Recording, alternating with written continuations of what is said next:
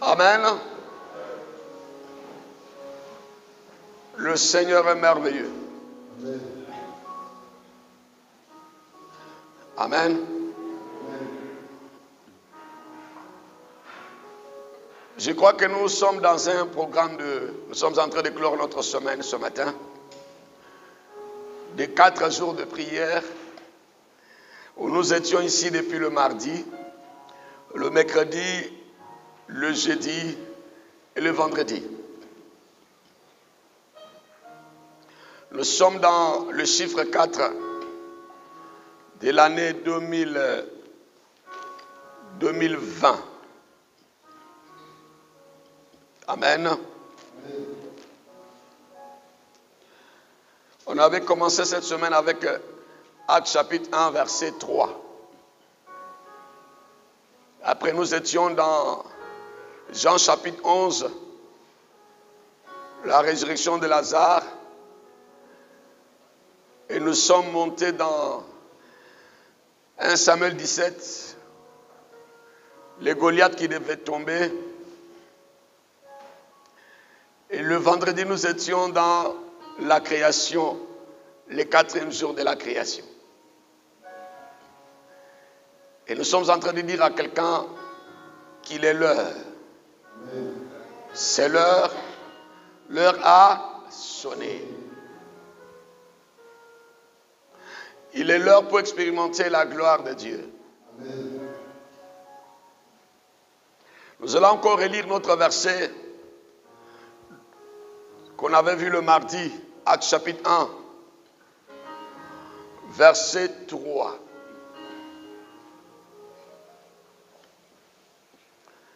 Quelqu'un m'a dit Amen, très bien. N'oubliez pas que le 4e jour, le Seigneur Dieu, il a créé des luminaires, le soleil, la lune et les étoiles, pour marquer le temps, pour différencier les jours et la nuit. Amen. Dans Actes chapitre 1er qu'on va nous lire tout à l'heure, Actes chapitre 1 verset 3. Amen. Est-ce qu'on peut acclamer la parole ce matin? On a vu Actes chapitre 1er, on a vu Jean chapitre 11, on a vu 1 Samuel 17, on a vu aussi Genèse chapitre 1, verset 14. Genèse 1, verset 14. Merci. Alléluia. Ici, nous sommes dans les actes des apôtres. On pouvait intituler ce livre « Les actes du Saint-Esprit par les apôtres ». Les apôtres ne pouvaient pas poser des actes, ni faire certaines choses sans le Saint-Esprit. Les actes des apôtres nous situent dans la Bible, dans l'époque de l'Église, ou le temps de la grâce. Et ici, nous voyons Jésus qui est déjà mort et qui est ressuscité. Et qui confie la mission maintenant à ses apôtres, qui devaient continuer le travail qu'il avait commencé quand il était dans le corps humain. Ici, nous parlons de Jésus ressuscité. Nous avons notre frère Luc, le bien-aimé, le médecin, qui nous a écrit l'évangile selon Luc et qui nous a écrit aussi les actes des apôtres. L'évangéliste Luc s'adressait à une certaine autorité appelée Théophile, qu'il appelle excellent Théophile, ou son excellence. Vous allez voir qu'il commence dans le verset 1er en nous disant « Théophile, je parlais dans mon premier livre. » Vous êtes avec moi dans Actes chapitre 1? Merci. Il dit « Je parlais dans mon premier livre. » Son premier livre ici, c'est le livre de Luc, ou l'évangile selon Saint Luc. Amen.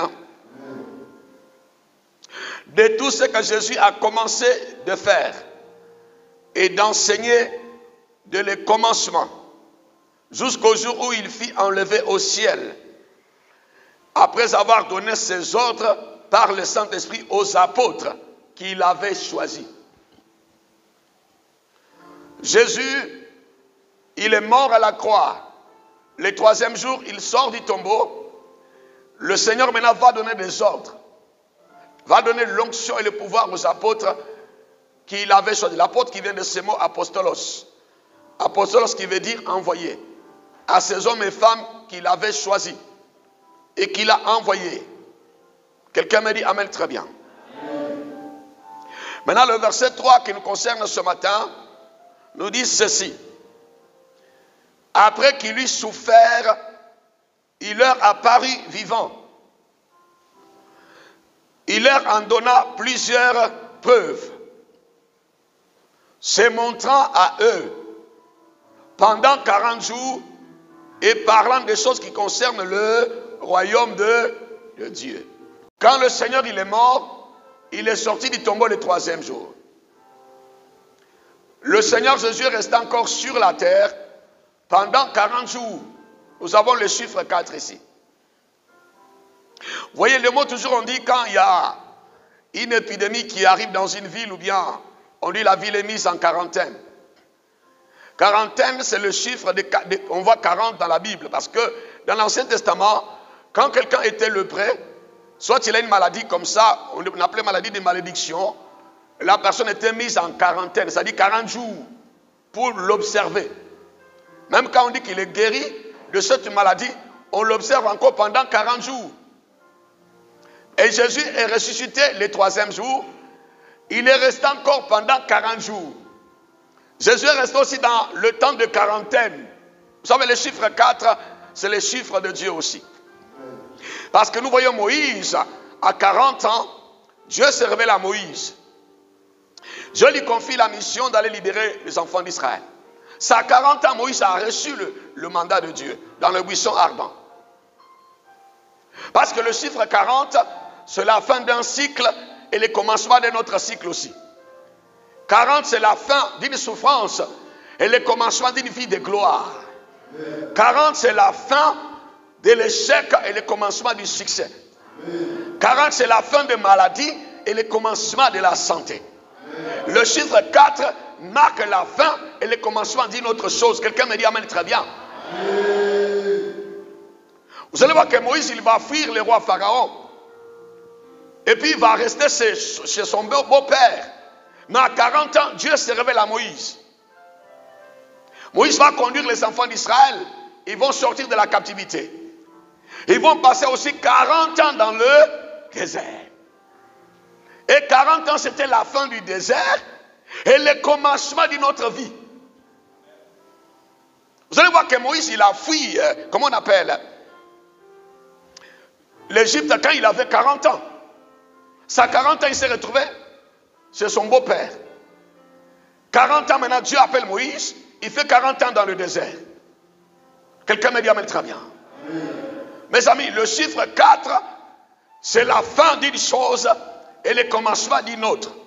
Nous sommes dans 2020 où nous avons deux fois qui nous donnent 4. Le chiffre de la fin de la souffrance et le commencement de la gloire.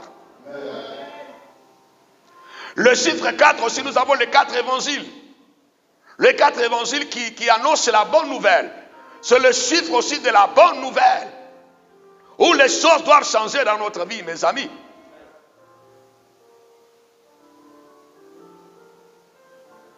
Quelqu'un me dit amen, très bien.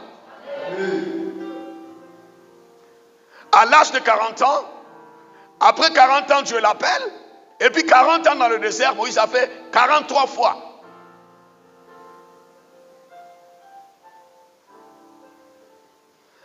Et dans Jean chapitre 11, nous voyons Lazare qui est mort. Le 4e jour, c'est là Dieu maintenant. Il arrive pour mettre fin à la mort de Lazare et le ressusciter le 4e jour. 4 jours après, Jésus arrive.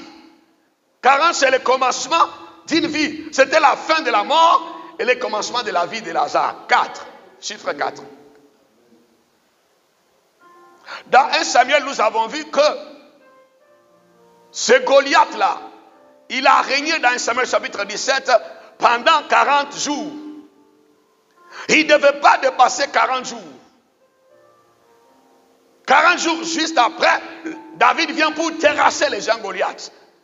C'était la fin de la terreur, la fin de la peur, la fin de la domination de Goliath et le commencement d'une autre vie en Israël avec David.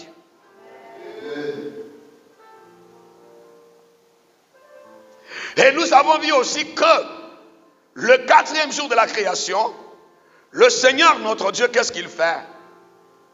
Dieu va créer le soleil, il va créer la lune et les étoiles. Dieu va créer les luminaires qu'il va placer dans le ciel.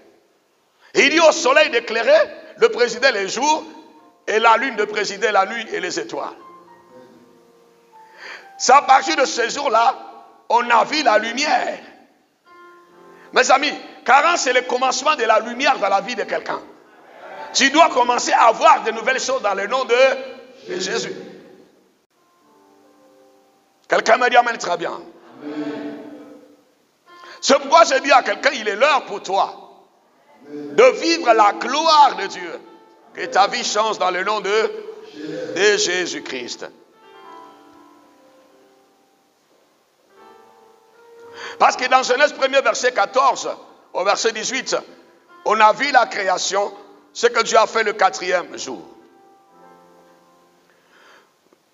Le verset 14 de Genèse chapitre 1er nous dit ceci. Dieu dit qu'il y a des luminaires dans l'étendue du ciel pour séparer les jours d'avec la nuit, que ce soit des signes pour marquer les époques, les jours et les années, qu'ils servent de luminaires dans l'étendue du ciel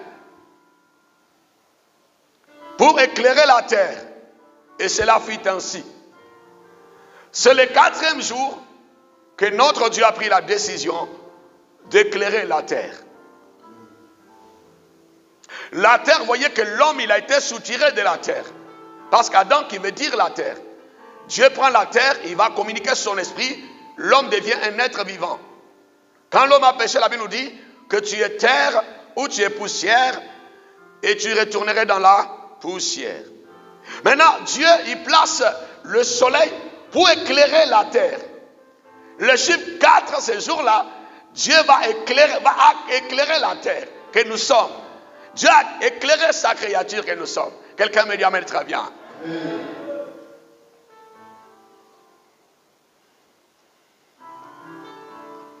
Mes amis, en cette année où nous commençons une nouvelle décennie, cette décennie qui sera une décennie de gloire, une décennie de restauration et une décennie de victoire dans le nom de Jésus-Christ de Nazareth. Maintenant, retournons dans notre premier verset qu'on avait lu, qu'on avait vu le mardi. Actes chapitre 1, verset 3, il dit, après qu'il eut souffert,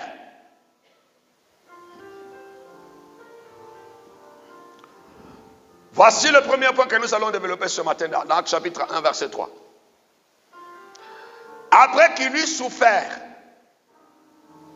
il a souffert à la croix, c'est le premier point.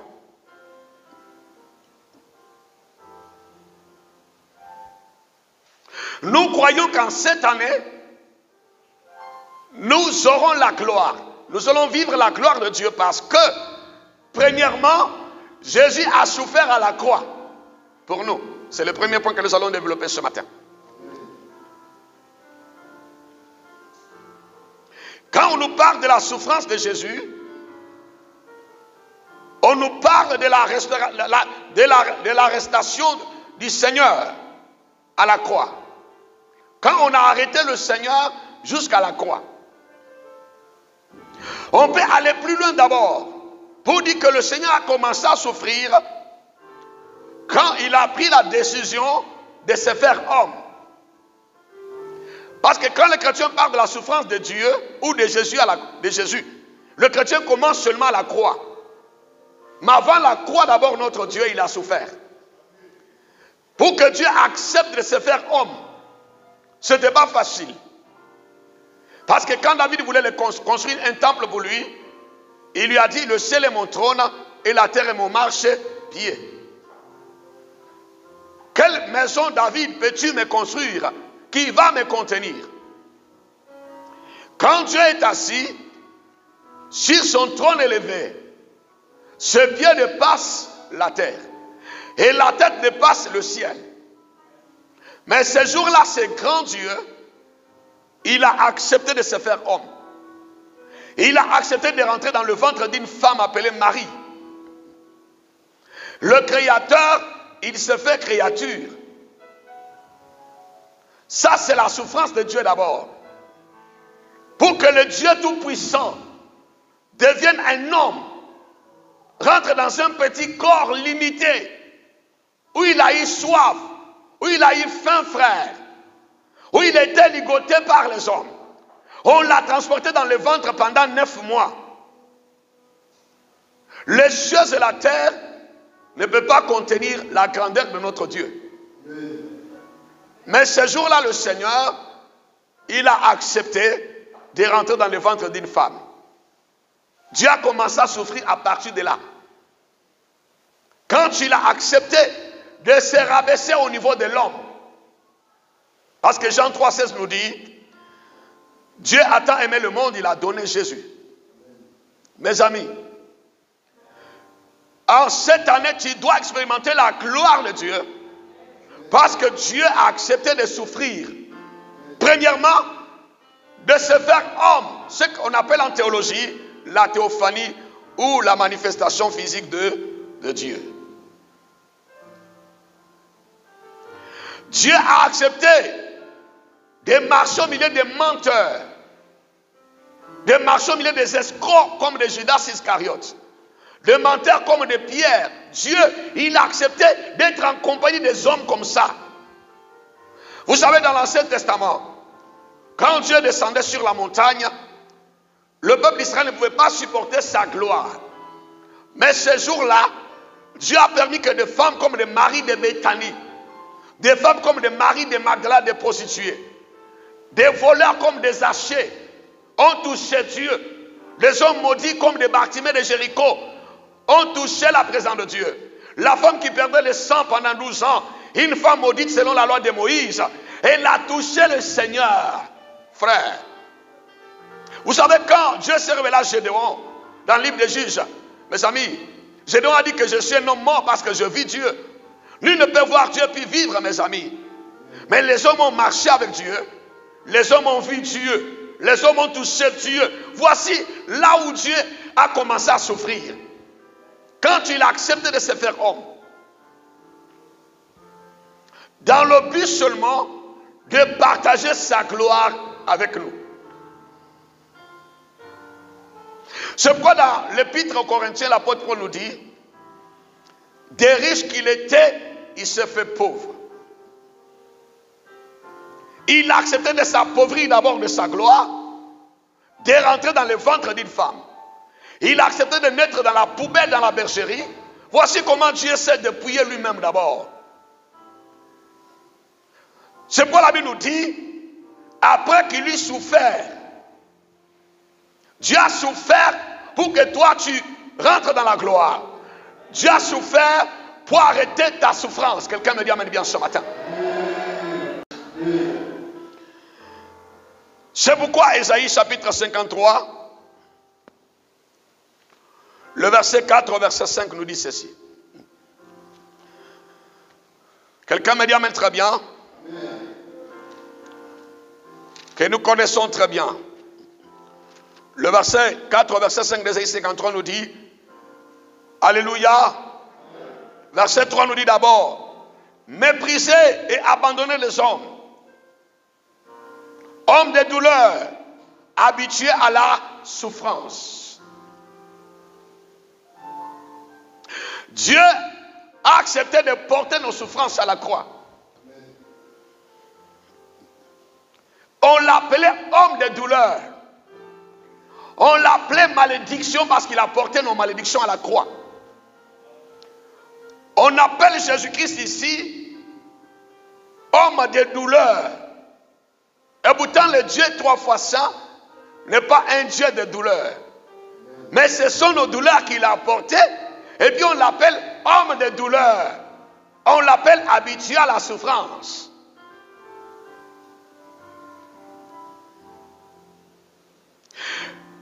Le verset 3 d'Ésaïe 53 nous dit, méprisé et abandonné des hommes. Les gens ont méprisé le Seigneur. Quand Pilate, le juge, a demandé, qui voulez-vous que je libère? Barabbas, le voleur, ou Jésus qui vous a guéri? Ils ont crié, libérez Barabbas. Jésus a pris la place d'un brigand appelé Barabbas. Voici comment il a été méprisé.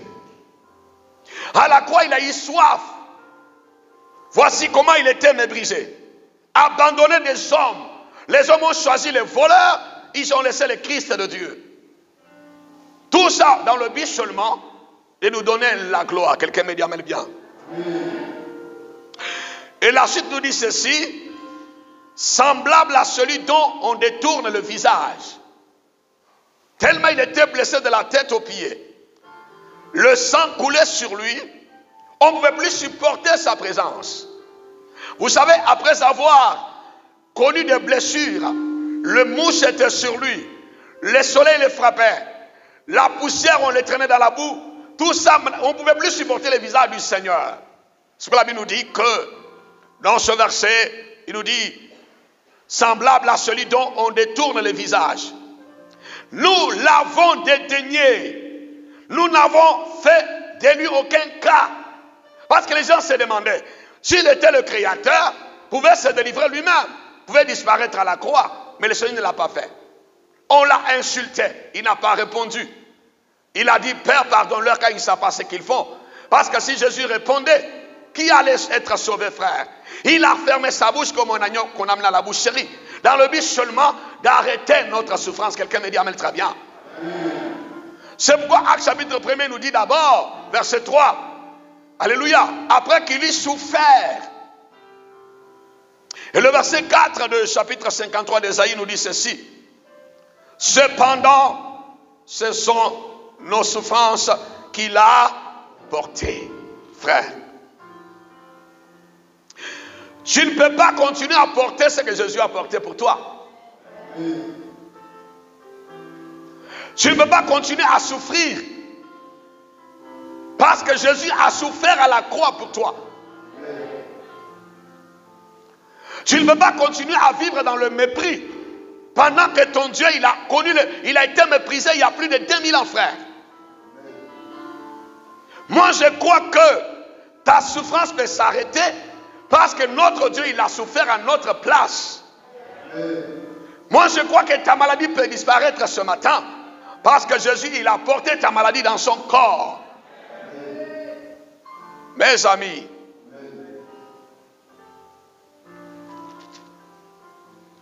cependant, ce sont nos souffrances. On ne parle pas d'une seule souffrance. On parle de plusieurs souffrances. La souffrance professionnelle, la souffrance dans le mariage, la souffrance dans le monde des affaires, la souffrance dans le monde des relations, la souffrance à tous égards, dans tous les domaines de ta vie. Là, nous dit que, cependant, ce sont nos souffrances qu'il a portées. Frère, toutefois que tu vas croiser une souffrance, rappelle-toi que ton Dieu, il a déjà porté cette souffrance. Toutefois que tu vas croiser une humiliation, chrétien, n'oublie jamais que ton Dieu, il y a plus de 2000 ans, il a déjà porté cette humiliation. Toutefois qu'une maladie va se manifester dans ton corps, même si tu sens la maladie, il y a cette maladie qui a plus de 2000 ans, Jésus a déjà porté cette maladie.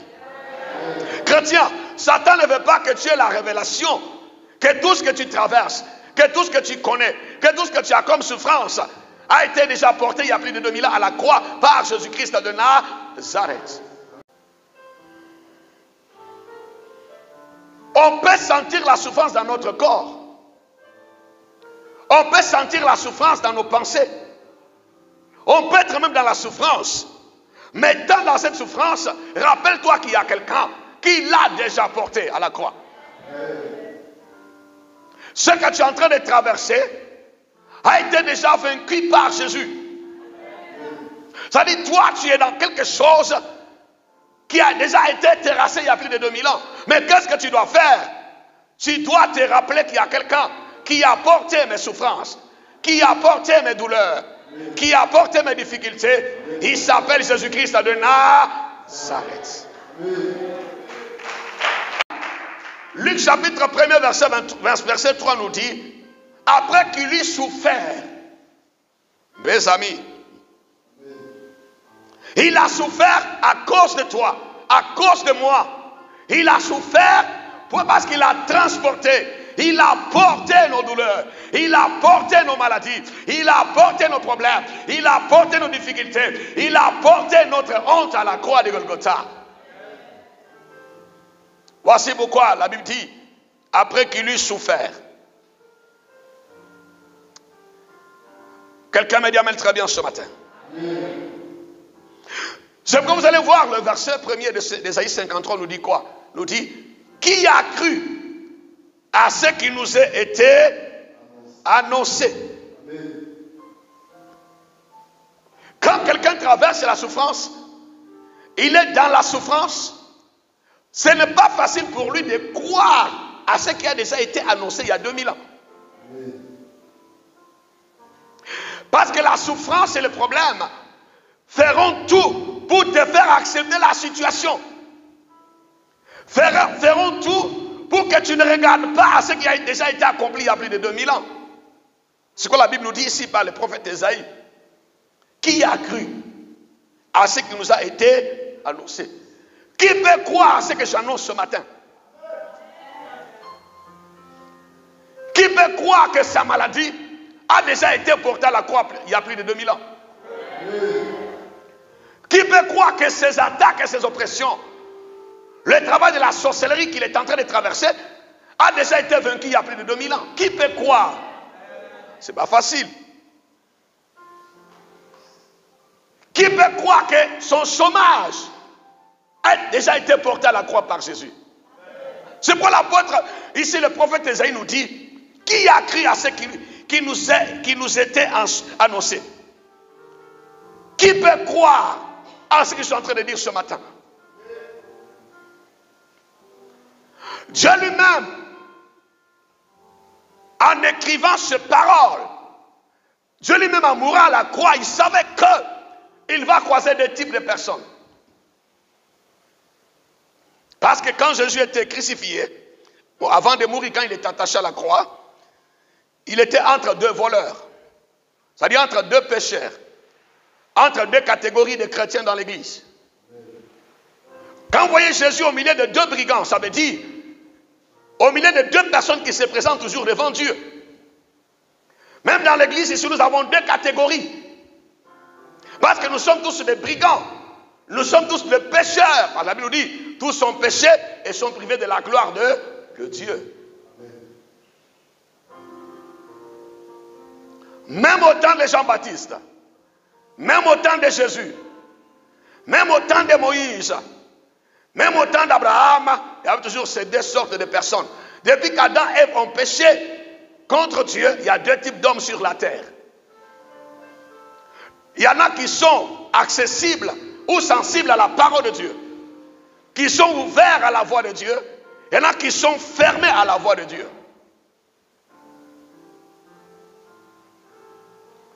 Quand vous regardez la prière de ces deux brigands à la croix, le premier, il a fait sa prière à Dieu. Il était devant le Seigneur, à côté de Dieu. Il dit au Seigneur, si tu es le Fils de Dieu, sauve-toi et sauve-nous. Mes amis, Dieu, Jésus-Christ, il est Dieu par sa propre volonté. Ce qu'il disait d'abord, il n'avait pas pesé ces mots. Si tu es le Christ, tu es le Fils de Dieu. Dieu, il est Dieu parce qu'il est 3 fois saint. Dieu, il est Dieu parce qu'il n'a ni commencement ni fin, il est éternel. Il est Dieu parce qu'il est omniscient, omniprésent. Il est Dieu parce qu'il est le créateur, frère. Mais voici cet homme pécheur, cet homme brigand qui va parler à Dieu que si tu es le Christ, le Fils de Dieu, sauve-toi et sauve-nous. Lui veut être sauvé sans la repentance, et sans la foi, sans accepter l'œuvre que Jésus était en train d'accomplir pour lui-même qui était là. C'est pourquoi l'homme de Dieu Ésaïe dit, qui a cru à ce qui nous était annoncé. Quand nous venons à l'église, il y a toujours ces deux types de chrétiens. Ceux qui se justifient devant Dieu, ceux qui accusent Dieu, ceux qui condamnent Dieu, même dans leurs prières. Si Dieu était là, pourquoi moi j'ai connu tel problème? Si Dieu est là, pourquoi moi je souffre? Frère, ce que tu dois faire, c'est reconnaître que ce que tu es en train de traverser a déjà été résolu, a été déjà vaincu il y a plus de 2000 ans par Jésus. Quelqu'un me dit amen bien. Ne sois pas comme ce brigand qui méprisait Dieu dans la présence de Dieu. Lui, il a eu la grâce d'être à côté de Dieu avant sa mort. Toi, tu as la grâce, pendant que tu es vivant, d'entendre la voix de Dieu et de sentir Dieu. Mais il n'a pas saisi l'opportunité. Il n'a pas cru à ce qui a déjà été annoncé. Il est resté dans l'incrédulité, dans le doute. Si tu y es, si c'est une supposition, si ça veut dire ça peut être vrai ou faux. Si tu es, c'est une condition. On ne doit pas poser des conditions à Dieu. Il est l'Éternel, il est le roi des rois, il est le Seigneur des seigneurs. On s'approche de lui avec humilité et non avec orgueil. C'est un orgueilleux qui dit à Dieu, si tu es.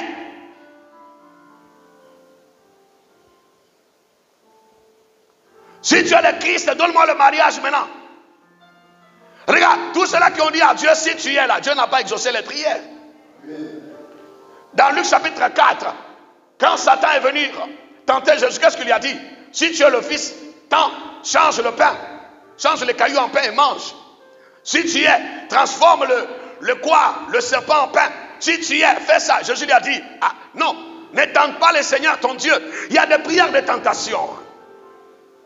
Il y a des prières d'abomination. Il y a des prières sataniques, frère. Si tu es le Christ, si tu es le Fils de Dieu, ordonne. Non! Dieu n'est pas soumis à qui que ce soit. Dieu, il est soumis à lui-même.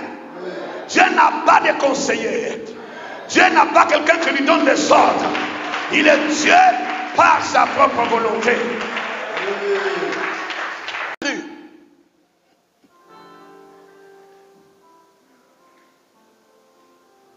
Pendant que l'autre faisait des prières d'abomination. La Bible dit, quand vous priez, ne multipliez pas de vaines paroles. Cet homme-là, il était en train de multiplier de vaines paroles. Des paroles sans l'onction. Des paroles sans la gloire de Dieu. Les paroles qui ne glorifient pas le Seigneur. Et la Bible dit que Jésus n'a pas répondu. Ça dit, Jésus n'a pas exaucé. Parce qu'il n'y avait pas la foi dans sa prière. Il n'y avait pas d'humilité dans sa prière. Il n'y avait pas de repentance dans sa prière. Au lieu de reconnaître d'abord qu'il a péché, il a mal agi contre Dieu, il dit, si tu es le Christ, tu es le Fils de Dieu, sauve-toi et sauve-nous. Frère, on peut être sauvé sans la repentance. On peut être sauvé sans la foi. Si tu veux que la souffrance s'arrête dans ta vie, il faut manifester d'abord la foi en Dieu. Il faut confesser tes péchés. Il faut reconnaître ce que tu es. Quelqu'un me dit amen très bien. Et le deuxième brigand, maintenant c'est lui qui répond à son ami. Tu ne crains pas ton Dieu jusqu'à la mort. Pour nous, c'est la justice. Cet homme, il s'est approché auprès de Dieu avec beaucoup d'humilité, en reconnaissant qu'il méritait la mort. Là, nous dit tout son péché et sont privés de la gloire de Dieu. Le salaire du péché, c'est la mort. Le monsieur dit que moi, je mérite cette mort. Parce que je suis un brigand. Je suis un voleur. Je suis un menteur. Je suis un prostitué.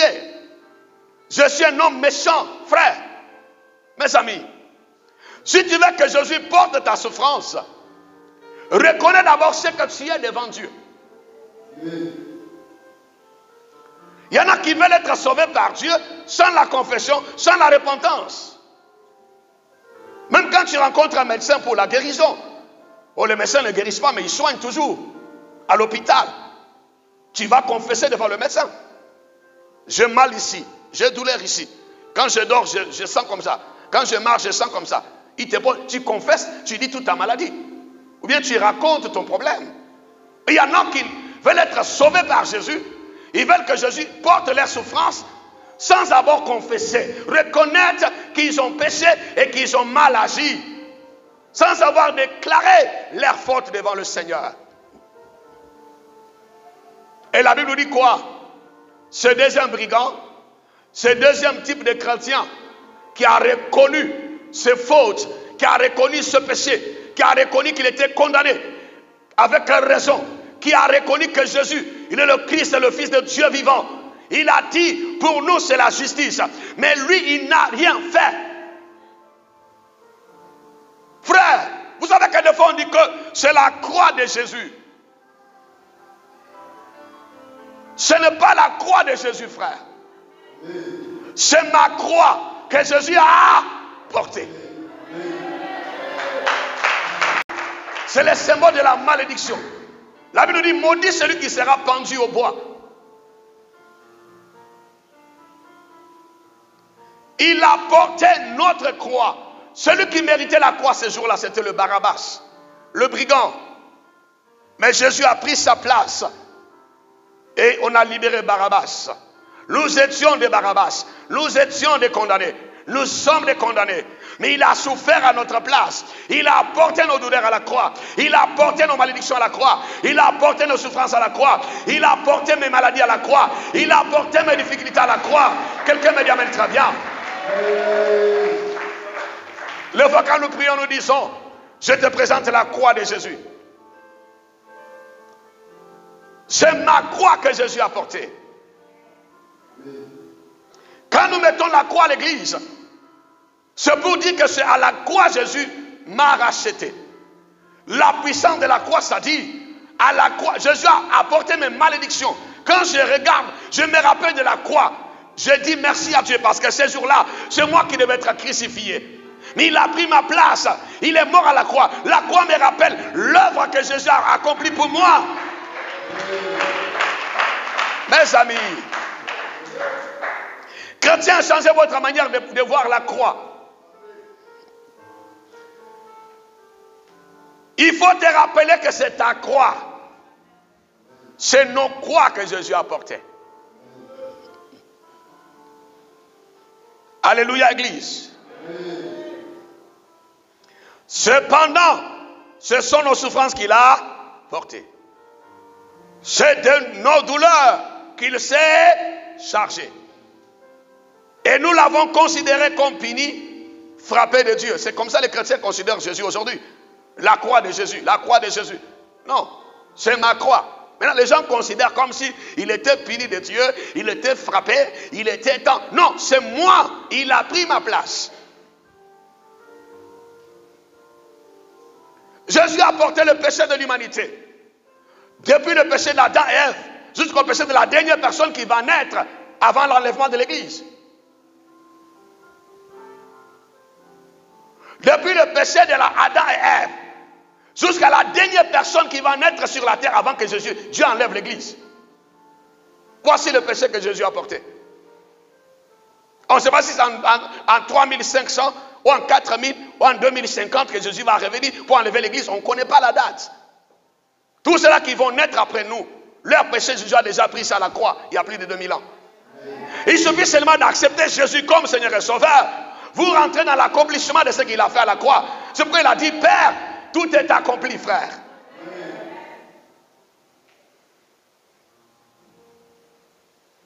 Le verset 5 nous dit ceci. Il était blessé pour nos péchés, brisé pour nos iniquités.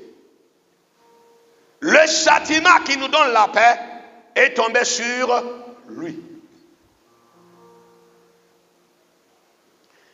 Si quelqu'un veut rentrer dans une paix sociale, la paix dans son foyer, la paix sanitaire, la paix dans ses relations, la paix dans la vie de ses enfants, la paix dans la vie de son mari, la paix à tous égards, la personne doit se rappeler que Jésus a porté nos souffrances à la croix, que Jésus a accompli une œuvre pour moi. La personne doit passer par Jésus pour mettre fin à la souffrance. On doit passer par Jésus pour toucher Dieu. On doit passer par Jésus pour parler à Dieu. On doit passer par Jésus pour rencontrer Dieu. On doit passer par Jésus pour voir Dieu. On doit passer par Jésus pour expérimenter la gloire de Dieu. Quelqu'un me dit amen très bien ce matin. Jésus-Christ est la solution de Dieu pour le péché de l'humanité chrétienne. Parce qu'il nous dit ici, le châtiment qui nous donne la paix est tombé sur lui. Et c'est par ces blessures que nous sommes guéris.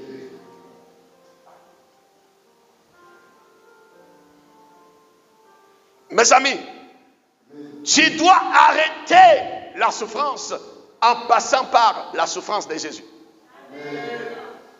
Tu dois vaincre la mort en passant par la mort de Jésus à la croix.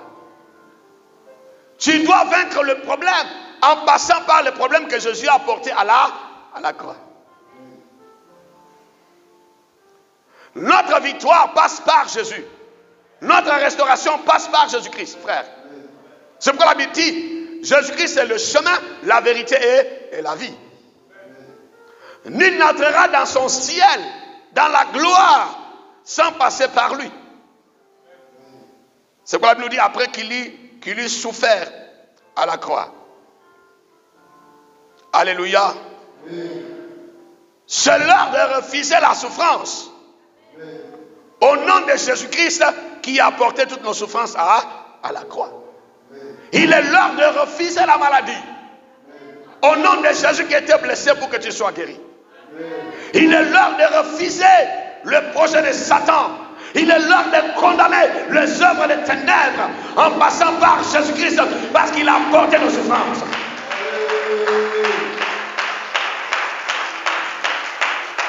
La souffrance vient pour être vaincue par Jésus.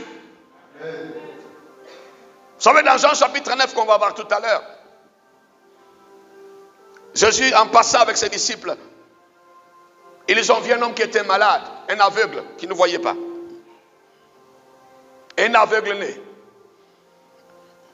Jésus avait pitié de cet homme-là. Ses disciples ont commencé à se poser des questions. Pourquoi est-il comme ça?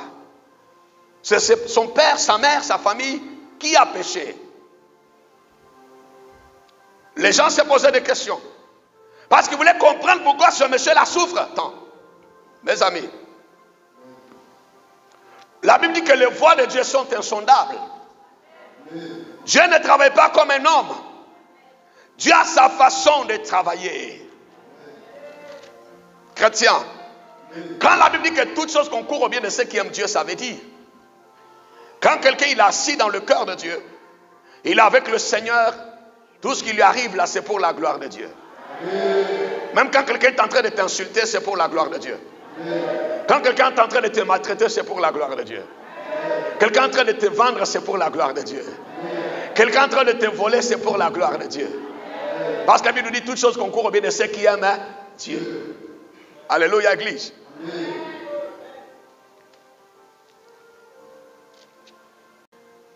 Jésus vit en passant un homme aveugle de naissance. Ses disciples lui posèrent cette question. Maître ou rabbi, qui a péché? Cet homme ou ses parents, pour qu'il soit né avec... Mes amis, il y a des questions qui ne sont pas à leur place. Parce que la Bible dit, tous sont péchés, sont privés de la gloire de Dieu. Tout le monde a péché. Mais toi, disciple, tu vas poser une question comme ça au Seigneur. Qui a péché? Qui n'a jamais péché? qu'il soit le premier à lancer les cailloux. Tous son péché sont privés de la gloire de Dieu. Si nous parlons de Dieu aujourd'hui, si nous sommes en train d'adorer le Seigneur, c'est parce que Jésus est mort à la croix. Nous passons tous par Jésus, frère.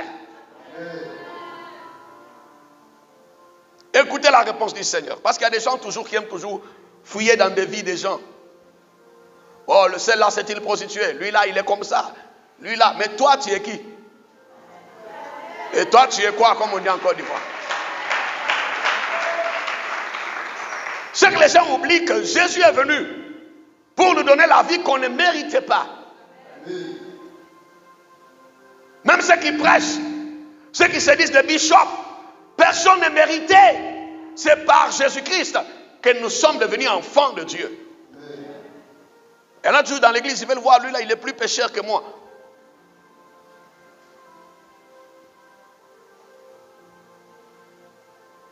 Le péché reste le péché. Il n'y a pas plus pécheur que l'autre. Peut-être toi, tu ne te prostitues pas, mais tu mens. Peut-être toi, tu ne voles pas, mais tu critiques. Toi, tu es jalouse. Tu es méchant. Tu ne pardonnes pas aux autres. Chacun a son problème, frère. C'est pourquoi quand nous venons près de Dieu, au lieu de chercher à regarder le péché des gens, concentre-toi sur Jésus. Parle à Dieu de tes problèmes, au lieu de chercher à fouiller dans la vie privée des gens.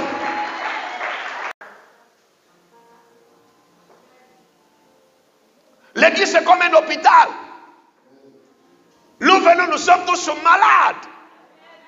Et nous avons besoin de la main de Dieu, de la grâce de Dieu, de la pitié de Dieu. Parce que Jésus a souffert à la croix pour nous donner la vie éternelle. Quelqu'un me dit amen. Décourager ou laisser Dieu parce que les gens te regardent bizarrement. Il faut laisser te regarder.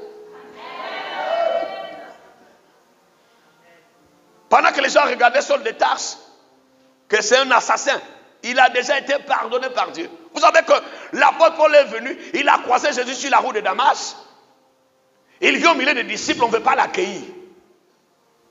On dit de lui là, non, c'est mauvais.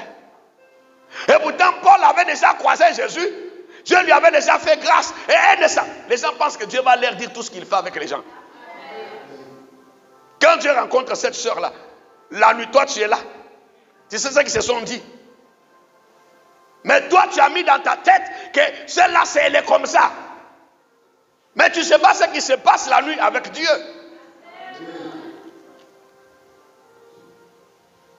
Chrétien, il ne faut pas prendre la place de Dieu dans la vie des gens. Reste à ta place. Laisse Dieu faire son travail. Quelqu'un me dit amen très bien ce matin.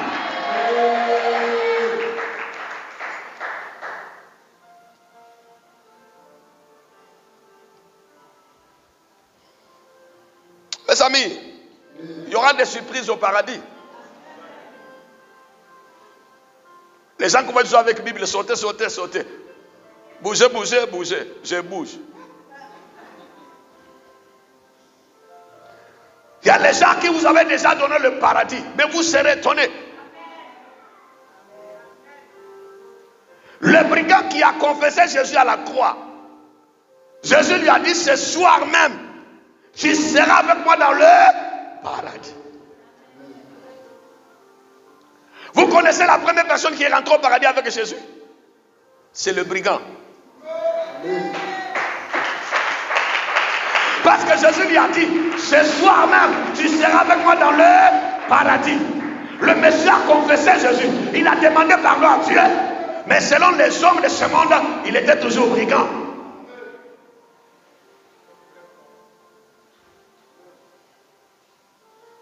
Il faut pas être dans la maison de Dieu en train de fouiller dans des vies des gens.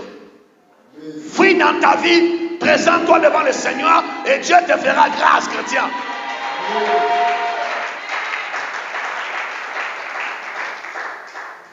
Vous allez voir des fois que tout le monde, oh lui là il est trop orgueilleux, il se prend trop. Quand lui parle de l'autre, il ne voit pas son orgueil. Tu sais, quand tu parles toujours des gens, tu ne peux pas bien te regarder. Tu t'oublies. Avant de dire à l'autre qu'il est méchant, regarde-toi d'abord si tu es vraiment quelqu'un qui n'est pas méchant. Des fois, les choses qu'on dit aux gens là, on a plus que ça à nous. Mais on veut seulement voir les autres, raconter le mal des autres. On s'oublie au lieu de s'occuper de soi-même. Dieu t'a créé pour que tu t'occupes premièrement d'abord de toi. Quelqu'un me dit amen bien. Il dit, vous recevez la puissance, l'Esprit Saint survenant sur vous, vous serez des témoins à Jérusalem, dans tes pensées, dans ton corps, dans ta maison, dans ta vie. Voici ton Jérusalem. Commence à résoudre les problèmes qui sont à Jérusalem d'abord. Quelqu'un me dit amen, très bien. Qui a péché? Cet homme ou ses parents, pour qu'il soit né aveugle. Jésus répondit dans Jean 9, verset 3. Ce n'est pas que lui ou ses parents aient péché. Dieu n'a pas dit ici que ses parents n'avaient pas péché. Hein? Dieu n'a pas dit que cet homme n'avait jamais péché. Mais Dieu voyait quelque chose qui était plus important que le péché, c'est la grâce. Dieu se voyait plus fort que le péché qui rongeait, que la souffrance et le mal. Maintenant, Jésus leur dit que, mais c'est afin que les œuvres de Dieu soient manifestées en lui. Que cet homme, il est malade, il est aveugle, pour que la gloire revienne à Dieu. Parce que Dieu allait mourir à la croix pour sauver la vie de cet homme-là.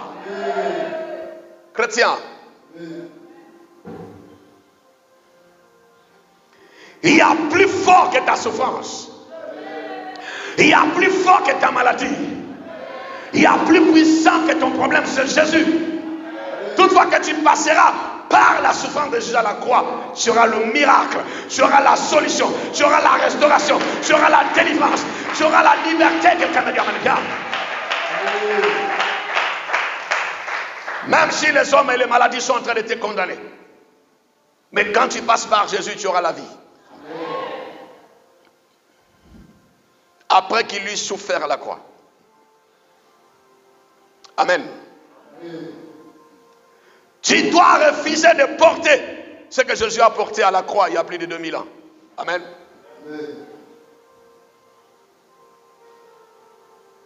Nous sommes dans Actes chapitre 1er, verset 3. Après qu'il lui souffert. La deuxième phrase, on nous dit quoi? La suite, on dit, il leur apparu vivant. Vous avez découvert avec moi? La deuxième chose, il leur apparut vivant. Mes amis, Jésus-Christ qui s'est révélé à nous, ne plus celui qui était attaché à la croix. Parce qu'il y a la différence entre Jésus dans le ventre de Marie.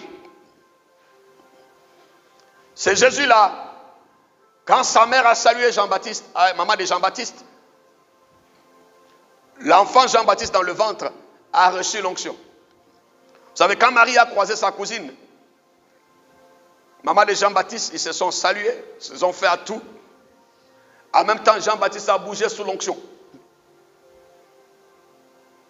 Dieu, il a toujours besoin d'un corps pour toucher les hommes.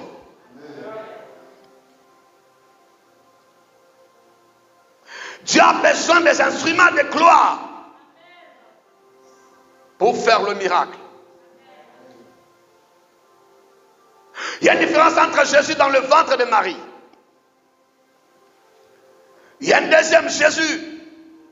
C'est Jésus-Christ dans le berceau. C'est Jésus-là. Il avait une étoile qui était suspendue. C'est Jésus-là, il a déplacé les païens. Les masses de l'Orient sont venus jusqu'en Israël. Pourquoi quand Jésus est né, les masses de l'Orient, le magicien, les païens sont venus jusqu'à Jérusalem? Dieu voulait montrer aux enfants d'Israël qu'il n'était pas venu seulement pour les Juifs, que sa présence allait même faire entrer le païen, les non-juifs dans le royaume de Dieu. Il est né en Israël à Bethléem, mais c'est les magiciens de l'Orient, les païens, qui vont quitter jusqu'à venir adorer Jésus. Et quand on veut le tuer par Hérode, Jésus va se retrouver en Afrique, en Égypte, dans un monde païen encore. Parce que Dieu voulait que la grâce touche aussi les païens comme les enfants d'Israël.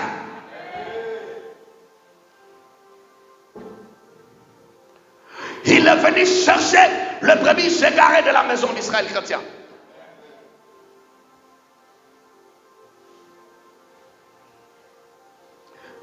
Il y a un troisième Jésus. Jésus le menuisier, le charpentier. Jusqu'à 30 ans, il était silencieux.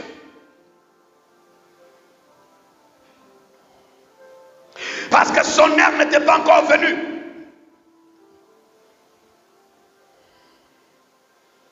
Mes amis, ce n'est pas parce qu'on ne sent pas, on n'entend pas quelque chose de Dieu, que Dieu n'est pas là. Le silence fait partie de la présence de Dieu. Des fois tu peux prier, tu demandes quelque chose, mais Dieu ne te parle pas, Dieu ne dit rien. Quand tu n'entends rien, tu ne reçois rien, rentre dans l'adoration.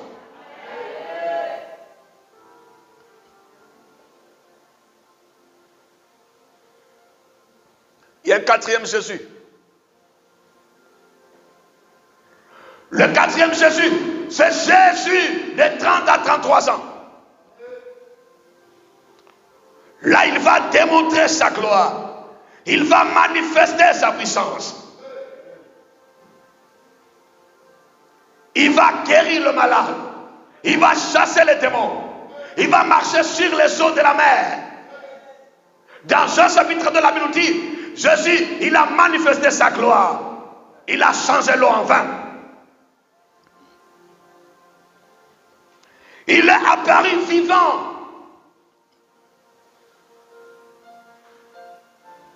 Nous sommes limités.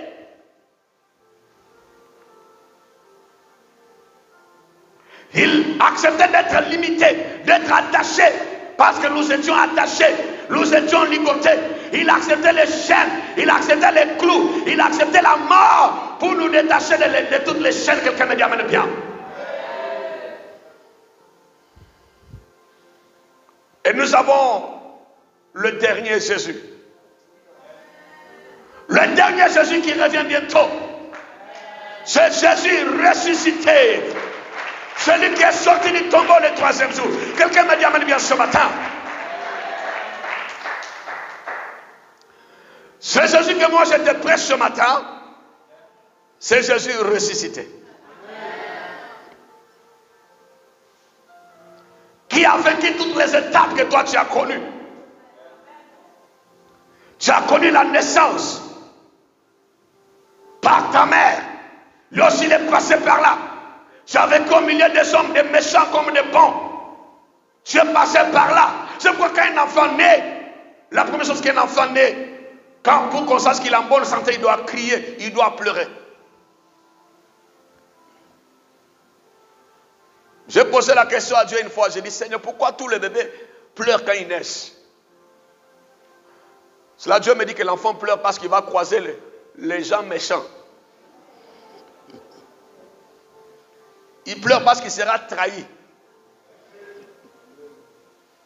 Il pleure parce qu'il sera escroqué. Quand un bébé ne pleure pas, on dit la normale. C'est la fois quand il sort en même temps, on dit il est en bonne santé. Le petit voit la souffrance. Le petit voit la trahison. Le bébé voit comment il sera humilié par les hommes. Il dit, Dieu, tu m'envoies sur cette terre les souffrances. Les démons, les sorciers sont là. Et nous trouvons que c'est normal. Et pour lui qui vient de crier, il dit c'est normal.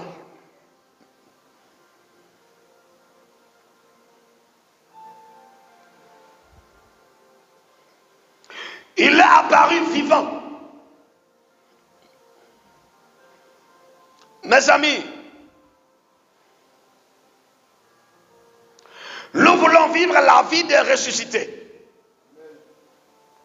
Nous voulons la vie à tous égards. Il dit qu'il est le chemin, il est la vérité, il est la vie.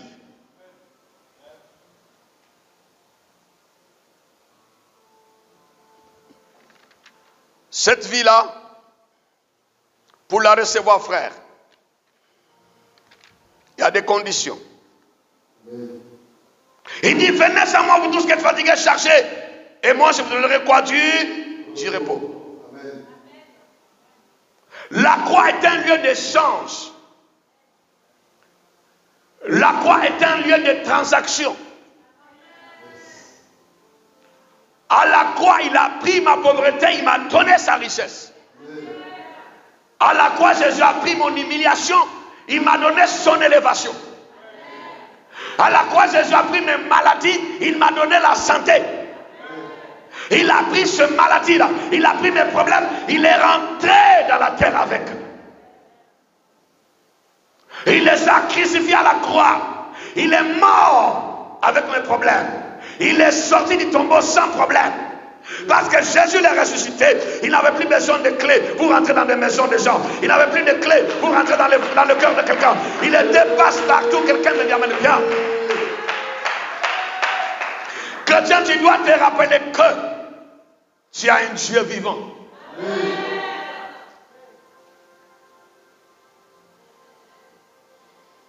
Un Dieu qui vit après la mort.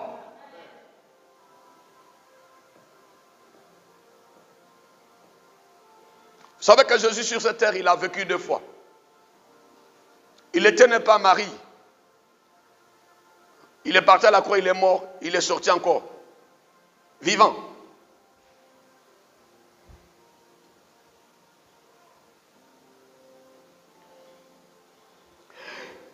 Il a connu la vie naturelle et il a connu aussi la vie spirituelle, la vie d'esprit. Sur la terre, Jésus a connu 2 vies. Une vie normale de tout homme et une vie surnaturelle de Dieu. Parce qu'en lui, il y avait l'homme 100%, il y avait aussi Dieu 100%.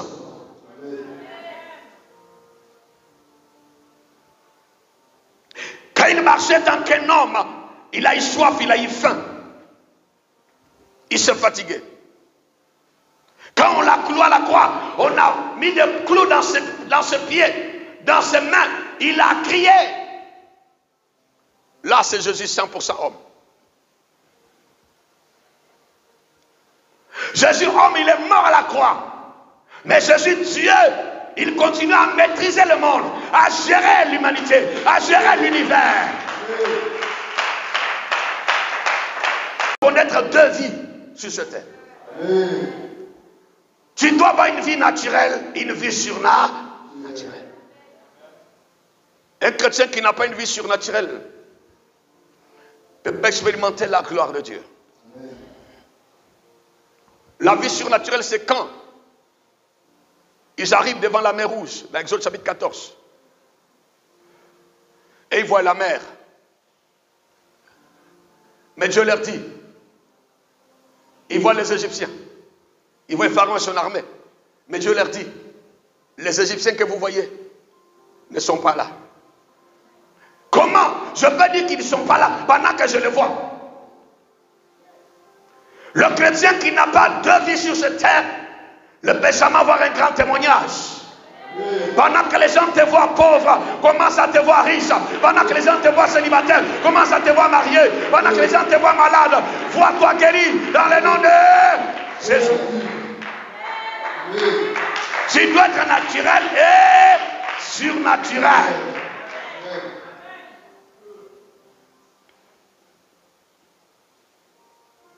Je dirais dans une seule dimension. C'est pourquoi aujourd'hui dans l'église, nous sommes limités. Parce que nous voulons comprendre Dieu avec nos yeux physiques. Nous voulons comprendre Dieu avec nos oreilles physiques. Nous voulons voir Dieu comme le monde le voit, frère. Tu n'es pas comme tout le monde. Jésus est mort, mais il est apparu vivant. Pendant que les gens disent que toi tu es malade, il faut leur montrer que toi tu es vivant, tu as la vie, tu es en bonne santé. Jésus ne s'est pas présenté comme un cadavre, comme un fantôme, comme un démon, comme un revenant. Mais il s'est présenté comme quelqu'un qui vit encore. Il a apparu vivant. Commence à montrer à l'humanité que toi tu es vivant, Jésus. Oh, il faut sortir de cette cachette-là. Il faut sortir. Il ne faut pas te résigner parce que tu es un Dieu vivant. Alléluia. Mes amis, quand Job pouvait dire, dans sa souffrance, il dit que je sais que mon Rédempteur est vivant. Selon les hommes, Job avait tout perdu. Mais selon Dieu, Job avait encore beaucoup de choses. Parce qu'il dit que je sais que mon Rédempteur est vivant, il s'élèvera le dernier. Il dit qu'il est vivant. Pendant qu'il avait des plaies, il a perdu tout. Il dit il est vivant. Il vivait comment? Surnaturellement.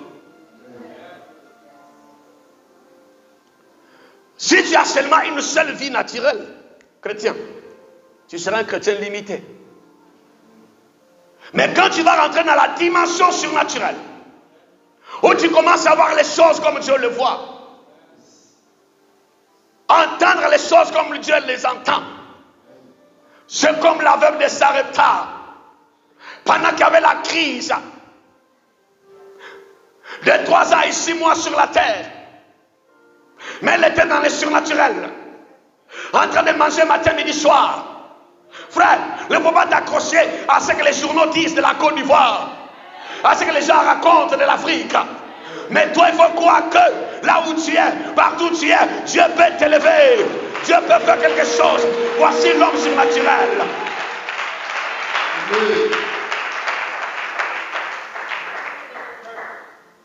Lui ne marche pas selon les hommes, mais il marche par la foi. Les disciples avaient travaillé toute la nuit. Ils n'ont rien eu. Ils croisent l'homme surnaturel, Jésus-Christ. Il leur dit, retournez dans la barque. Allons en plein eau. Ils disent, oh Seigneur, nous avons travaillé toute la nuit. Nous n'avons rien eu. Vous avez travaillé naturellement, mais vous n'avez pas travaillé surnaturellement. Quelqu'un ce matin, frère. C'est pourquoi depuis là, tu ne te maries pas. Parce que tu cherches ton mariage seulement naturellement. Naturellement, tu te regardes. Tu regardes ta forme. Tu regardes dans le miroir. Tu dis que c'est fini pour toi. Mais quand tu vas rentrer dans le surnaturel, tu vas te dire que tu es une très belle femme. Que tu peux encore te marier. Quand tu vas rentrer dans le surnaturel, tu vas dire que cette maladie-là, c'est pour la gloire de Dieu. Quand tu vas entrer dans la surnaturelle, tu vas dire que toi, tu es une femme bénie, tu es un homme béni, tu es plus que vainqueur. Quelqu'un me dit, amène bien ce matin. Mes amis, il y a une vie naturelle, il y a une vie surnaturelle. Jésus s'est révélé vivant, mais surnaturellement.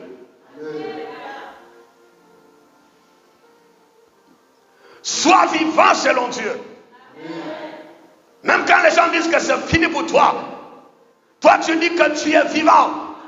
Quand les gens disaient que Lazare il est mort, Jésus dit il n'est pas mort, il est dehors.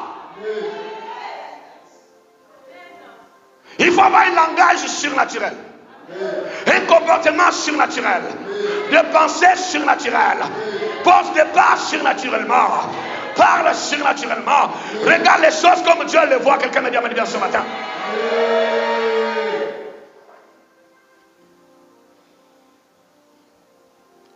J'ai dit à quelqu'un, c'est l'heure. C'est l'heure. C'est l'heure de parler surnaturellement. Quelqu'un me dit, amen, très bien. Bartimée va croiser Dieu. Dans le livre de Marc, chapitre 10. Il dit que je vais retrouver ma vue. Il dit que je vais voir de nouveau. Le Seigneur dit oui, toi tu dois voir de nouveau. Il n'a pas dit à Dieu qu'il n'a jamais vu. Mais il dit à Dieu que je vais retrouver mes yeux. Les gens l'appellent l'aveugle né aveugle. Il n'a jamais vu. Mais lui dit qu'il veut retrouver sa vue.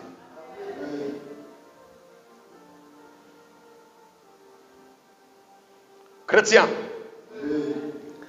Jésus ressuscité, leur apparu vivant. Réclame la vie de Jésus. Réclame la vie de Dieu dans ta vie, dans ta santé. La vie de Jésus dans tes finances. La vie de Jésus dans toute ta vie. Alléluia. Parce que la croix est un lieu d'échange. Comme je l'ai dit, il a tout pris à la croix pour nous donner la vie. La vie que Jésus nous donne là n'est pas une vie naturelle. C'est une vie surnaturelle. Mais les chrétiens s'attendent seulement, ils voient les choses comme tout le monde voit. Ne sois pas comme tout le monde, sinon tu seras comme dans un royaume des animaux.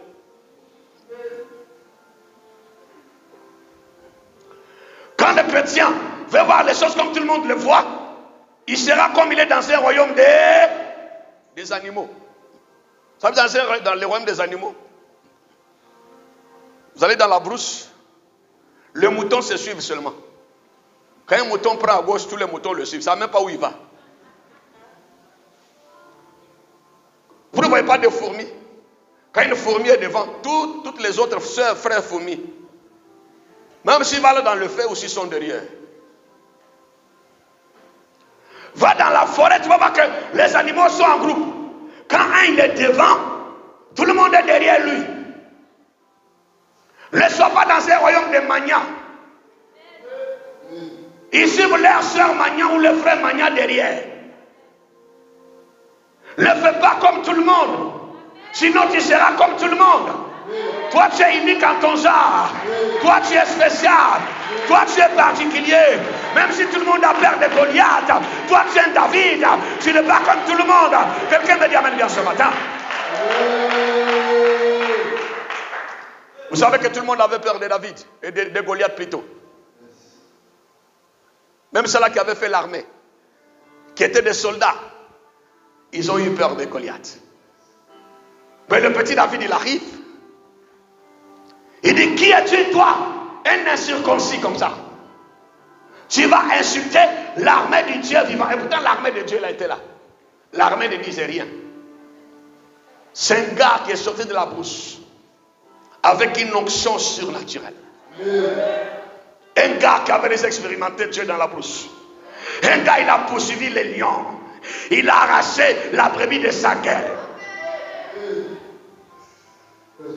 Frère, la profondeur avec Dieu appelle la hauteur. Rentre, prends le temps avec Dieu. Reste dans la présence de Dieu. Sois un homme de prière. Sois un homme d'adoration. Tu vas comprendre le surnaturel. Quelqu'un me dit amen, très bien. Vous savez, tu n'auras jamais un langage surnaturel si tu ne passes pas trop de temps avec Dieu. Tu veux devenir surnaturel, il faut avoir le temps dans la prière, le temps dans la Bible, le temps dans la présence de Dieu. Là, quand tu descendras de la montagne comme Moïse, on ne va plus supporter ta présence. Quand Moïse descendait de la montagne, tout le monde fouillait sa présence. Tu sais pourquoi la maladie, l'échec, l'humiliation, la pauvreté supportent encore ta présence? C'est parce que tu n'es pas encore surnaturel. Quand tu vas commencer à dégager l'onction, l'échec, la pauvreté, la maladie, l'humiliation, le non-accomplissement vont fuir ta présence. Quelqu'un me dit amen bien ce matin.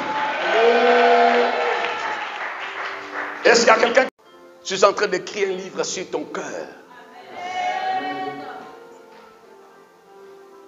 Si tu m'as bien capté, ta vie ne sera plus la même d'ici quelques semaines.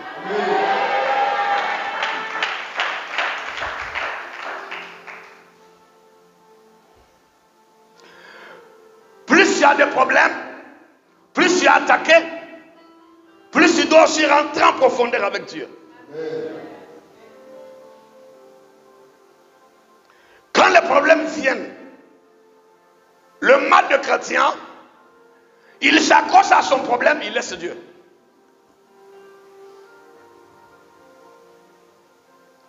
Si le chrétien devait comprendre Matthieu chapitre 11, verset 28 au verset 29, qui dit, venez à moi vous tous qui êtes fatigués, chargés. Frère, les problèmes viennent pour que tu les amènes vers Dieu. Mais le chrétien, qu'est-ce qu'il lui fait? Il prend le problème, il veut soulever, il se promène avec. Je ne travaille pas où. Je ne me marie pas où. Je n'ai rien où. Frère, tu penses que sur cette terre, les gens sont venus pour t'aider? Écoute-moi très bien. Dis à ton voisin, écoute bien l'homme de Dieu. Tous ceux qui sont autour de toi là ne sont pas venus t'aider. Nous sommes dans un monde, chacun lutte pour lui-même. Combien de fois tu as raconté tes problèmes à quelqu'un? Quand tu es sorti de là, il a commencé à se moquer de toi. Quand il te voit, il dit, tu fais pitié. Quand il dit, il n'a rien vu encore. Mais si tu amenais ce problème-là, tu prenais le temps avec Dieu, tu allais déjà résoudre tes problèmes. Dieu m'a pris du son, il m'a dit, Séraphin, toutefois que tu auras des problèmes, il ne faut pas t'asseoir chez quelqu'un pour lui raconter tes problèmes. Moi, je ne raconte jamais mes problèmes à quelqu'un. Si ce n'est pas un homme de Dieu que je considère, qui peut prier pour moi, je ne veux pas te raconter mes problèmes. Moi, je prends mes problèmes, je viens auprès de Dieu. Je lui dis, Seigneur, tu as souffert à la croix pour mes problèmes. J'ai été blessé pour mes difficultés, oh Dieu. J'ai mort le 3e jour, tu es sorti du tombeau pour me donner la vie de Dieu, la vie de Dieu. Seigneur, voici mon problème. Et je pleure devant Dieu. Et j'adore le Seigneur. Et je crie à Dieu. Et je sors de là en train de rire. Quelqu'un me dit, amène bien. Il t'amène très bien. Laisse-moi te dire que ceux qui sont autour de toi ne sont pas tous pour ton bonheur. Chrétien, écoute-moi. Si tu ne veux pas créer ton bonheur avec Dieu, tu ne seras jamais heureux. Pourquoi les gens qui s'asseyent, mon grand frère, ma soeur, ma nièce là, mon papa ne m'aide pas. C'est pourquoi je suis malheureux, frère. Toi, tu as un Dieu vivant qui est plus fort que ton papa, qui est plus grand que ton oncle, qui est plus puissant que ton cousin qui est ministre. Et toi, tu pleurniches, frère. Joseph n'avait pas de cousin en Égypte. Joseph n'avait pas d'oncle en Égypte. Joseph n'avait pas de tante en Égypte. Mais Joseph était élevé avec Dieu. Quelqu'un me dit, mais très bien. Écoute-moi s'il te plaît. Si Dieu veut utiliser les hommes, gloire à Dieu. S'il va les utiliser, moi je bénis le Seigneur. Mais je ne dois pas m'asseoir là en train de prier, Seigneur, utilise mon cousin là, utilise mon cousin là. Frère, ça c'est la sorcellerie. Seigneur, il faut utiliser ma tante là, ma tante là, ma tante là, tantôt. Tente de bénir ton Dieu, parle de Dieu. Seigneur, manifeste-toi. Utilise qui tu veux, passe par où tu veux. Oh Dieu, je vais te voir. Oh Jésus, oh Jésus, oh Jésus, où es-tu?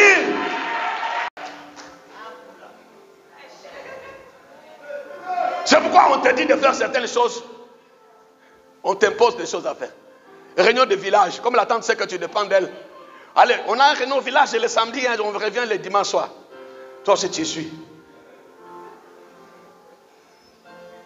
Écoute-moi, ce n'est pas en t'humiliant devant un homme que l'homme là va tout te donner. Psaume 127 dit, si l'Éternel ne bâtit la maison, ceux qui bâtissent en fait. Combien de fois tu t'es humilié? Tu étais soumis aux gens, mais ils ne t'ont pas assisté parce que Dieu ne les avait pas encore touchés.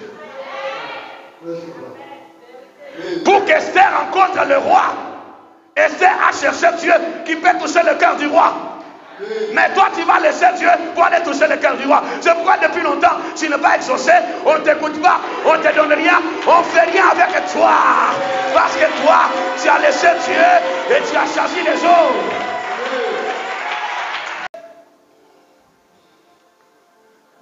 Chrétiens, vous dites toujours ça. Si Dieu est pour nous, qui sera contre nous? Vous dites toujours ça, mais vous ne faites pas ça. Frère, quand la Bible dit chercher premièrement le royaume des cieux là, ça veut dire gagne Dieu. Quand tu as gagné Dieu là, même le roi qui n'est pas israélite là, qui n'est pas l'enfant d'Abraham là, Pharaon là, il va te choisir.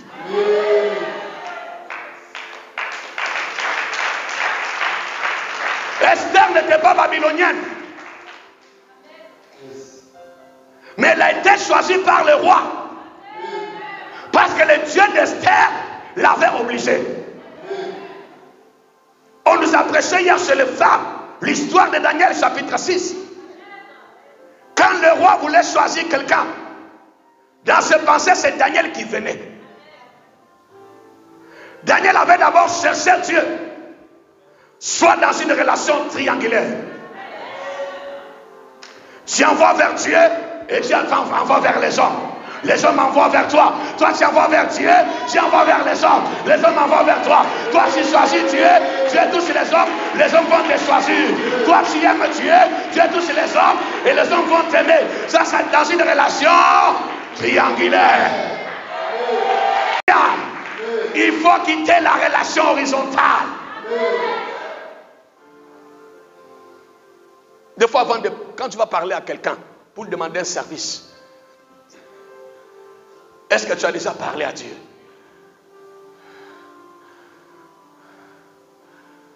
Amen.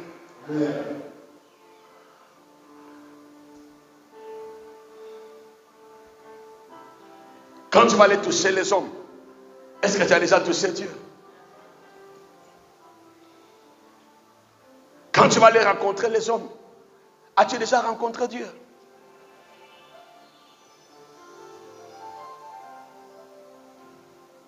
Il est apparu vivant. Tout sera vivant dans ta vie quand tu vas comprendre ces choses-là, chrétien. J'aime te dire la vérité et te prêcher la vérité. Parce que la Bible dit tu connaîtras là et la vérité te rendra libre. Ne sois pas le prisonnier de quelqu'un, mais sois le prisonnier de Dieu.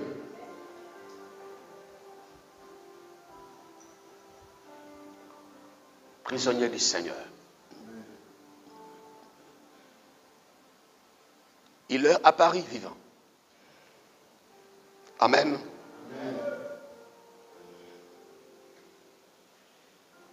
Quelqu'un est avec moi ce matin? Nous sommes dans Actes chapitre 1 verset 3.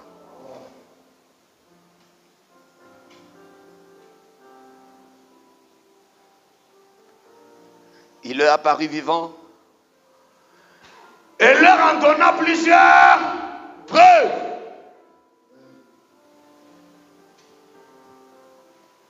Ça, c'est le troisième point. Amen. Amen.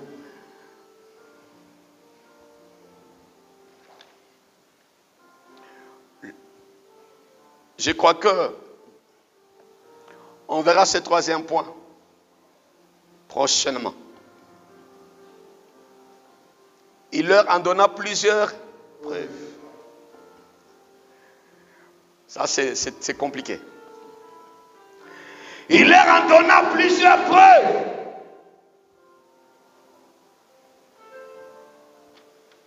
Il le leur. Parce que Jésus a souffert à la croix. Il le leur. Parce qu'il est ressuscité, il est vivant. Il le leur de manifester plusieurs preuves. Nous voulons des œuvres. Les preuves sont des œuvres de Jésus. Alléluia. On va se tenir debout.